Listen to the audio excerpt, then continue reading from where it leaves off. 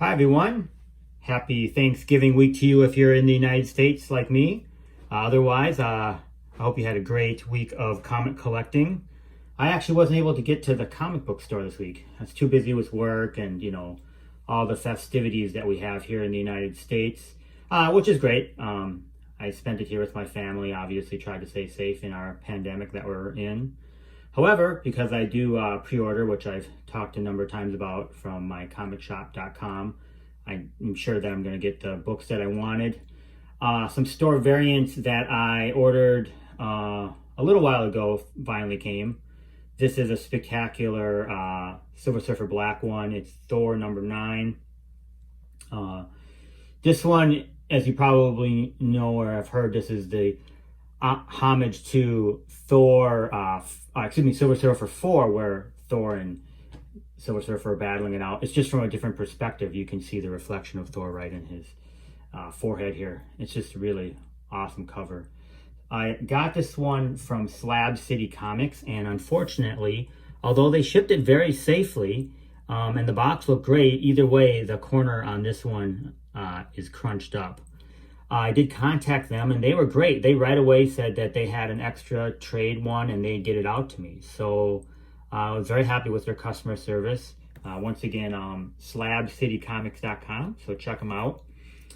So this was the first one that came this week. And then the second one that came this week was this Venom 30, the Michael Mayhew variant, which is a homage to the Goya painting from the early 1800s, where it's the Titan Kronos. He's eating his own child. As the fable goes, he fears that his children will overthrow him, or that's kind of what has been foretold. Or Saturn eats his own child. I think that's the kind of Saturn and the Titan Kronos are similar. It's Roman versus Greek mythology.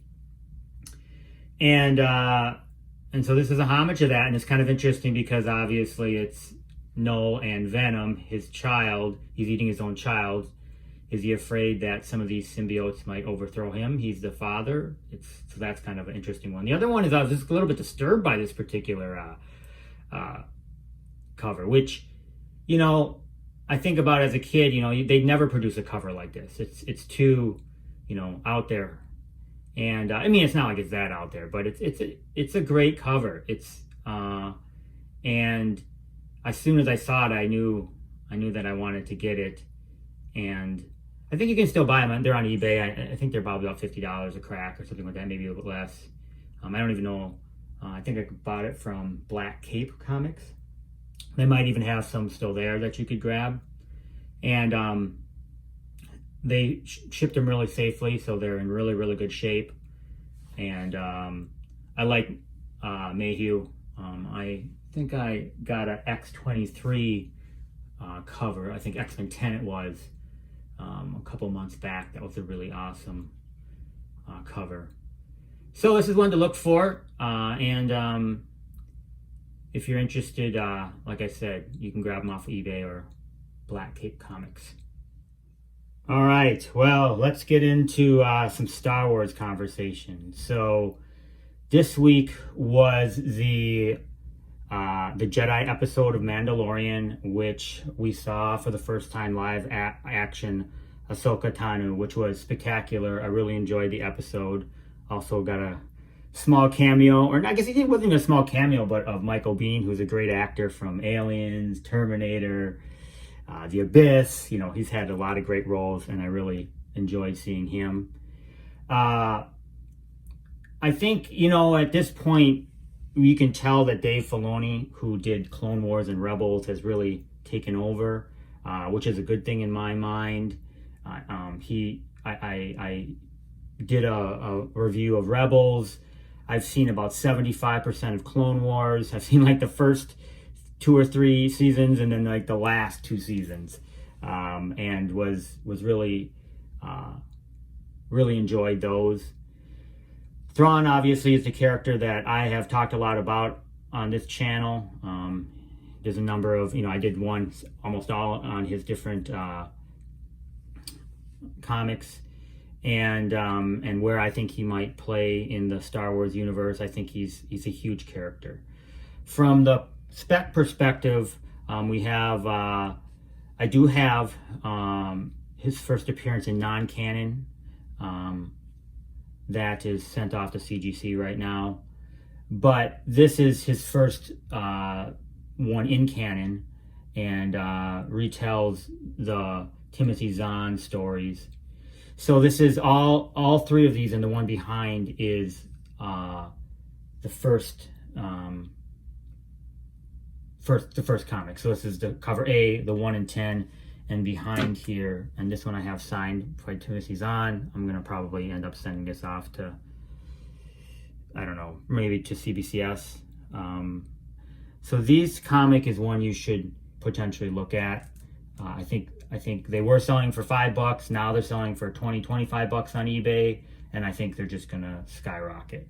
The print run is around 50K, which isn't a small print run, but it's not like, you know, a huge Batman run, or like Silver Surfer Black 1 was a 130,000 print run. So definitely one to look for. The 1 in 10, the animated one, is one to look for. And then if you can find it, it's this the 1 in 50 Matina one, which I'm lucky to have. This one, there's about 1,000 of. On the census signed, I think this is a 9.6, but even 9.8 and 9.6s together there might be like 12 or something. I can't even remember. Not a lot. This one, I was lucky enough to also, it's signed, and you can see barely maybe there. Try and get a better look at it. Sketched with Darth Vader's profile there. So signed and sketched. You know, there can't be many of these running around. It's an expensive book. It was an expensive book before. Now it's, I mean, on eBay they're listed for $2,000. Those haven't sold, so it's probably, I don't know what one with a sketch would be. But this is now an expensive book. I think you should look for the cover A, and if you're really into Thrawn like me, this would be the one. Let me walk it forward a little bit more in terms of my thoughts on Star Wars.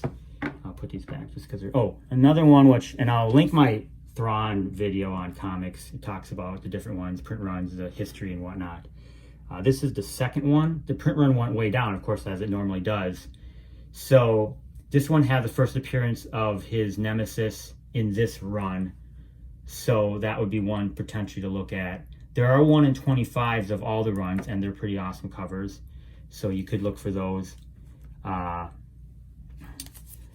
So here's my take on, you know, I did my first kind of one on the Mandalorian, and this isn't really a Star Wars channel, but I love Star Wars so much. It's the exciting thing I think about the Mandalorian is that the show, you know, last season I gave it, in my own little mind, a B+. It was good. You know, a lot of the, like, a lot of the Star Wars stuff I give a C. You know, I love Star Wars so much, but they're just really not that good. This season I think is better than the first season. I know I've heard the criticisms of it's just, you know, the same story over and over again, every episode, etc. But you can see some of the larger picture. It is very enjoyable. They're bringing in fun characters from the past in the quote-unquote kind of correct way. And you're talking about 2 brand new characters that just came out 12 months ago, literally, or maybe 14 months ago. The Mandalorian, we did not know who that was, and we did not know who Baby Yoda was. So, and these are characters that I think in the Star Wars world are going to be very beloved, which is interesting. There is no Mandalorian comic, and there hasn't been any books to have come out. So I wonder if they're kind of, Lucasfilms, Disney is saying, we don't want any literature out there because we don't want you to know anything, because we're just going to continue to tell these stories, which I think is smart. I do think there has been some covers with the Mandalorian Baby Yoda on it, but I don't think, you can correct me if I'm wrong in the comments below, but I don't think there's any stories or any backstories, anything. So they kind of have a embargo right now on any of that content, which is good. I think they should continue to do that. In terms of new comics coming out. In the next couple months, there are some High Republic comics coming out. And as you know, they had a big summit a number of months ago, maybe it might have been even a year ago. Lucasfilm did, where they brought in a bunch of authors and they tried to plan out some new potential movies and plot points, and the High Republic was a big part of that. I'll show a couple covers up here. The High Republic 1, which and the High Republic 2, and I'm pre-ordering these. I think there'll probably be some first appearances in here, and if they end up doing a show or animated show, that's significant. The other one, which I pre-ordered, is this one from IDW. And the only reason why I grabbed this one is another High Republic one, but in the solicitation it mentions Yoda. So this must be stories of Yoda when he's very young. I mean, this could be very likely turn into some sort of Disney Plus show or flashbacks in a movie or something like that. But I think the great thing about The Mandalorian is that they've done two things. Number one, it's good enough. I still think it's a B+, A-. It's not, there's still room to grow in this show. And if you watch Rebels, for example, the first season was okay, but and same with Clone Wars, the first couple seasons were okay, but then you grew with the characters and it really got good. And that's kind of been Dave Filoni's MO. So I think the best is really yet to come with The Mandalorian. So that live action Star Wars, that's B+, A-, I'll take every day of the week. And I think, the episode with Bo-Katan was an A episode. That was a great episode. I even this last episode, The Jedi, was an A episode. I really, really enjoyed it. Of course, as I've said before in my videos, the pinnacle of Star Wars for me is Empire Strikes Back. So if they can get that level of action, emotion, that's there, and they'll be right there. And I think they can get there. I really do.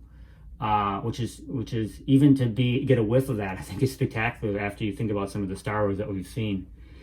So the second thing I think is that they have jumped out of the kind of quote unquote geek nerd world, which I live in, into the kind of greater sphere with Baby Yoda.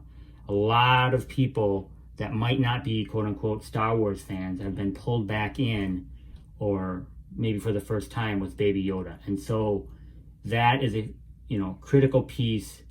Obviously we got lots of fun nuggets in this last episode with Grogu's his real name, his significance with Coruscant.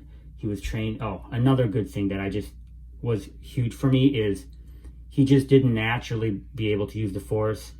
As Ahsoka said, he'd already been trained for a number of years to be able to have the skills that he has right now. He just didn't magically be able to have all of them, which is part of the consistency of the Force that we lost in the new trilogy, the latest trilogy with Rey. She just suddenly could mind control people within 10 minutes of, and it just didn't match the lore that we had learned, which is this: use a Jedi Master or a Sith Master, and you have to study under them for years to get your training, and there's significance to that, and that's why they have a temple where they train all the kids. All these things were lost when Rey could just simply do all these things in the latest trilogy, including heal people in the end, which mind-boggling. But that's for another. It's probably for another video. Either way, I think Star Wars is back from the perspective of people are talking about it, people are excited about it, and now I hope they don't overdo it by they said they're doing a Boba Fett show. There's rumors about all kinds of other shows. Obviously, I think they're starting to film the Obi-Wan show, so I hope they don't overdo it.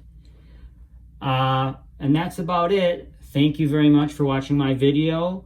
Like and subscribe. I'll see you all next week.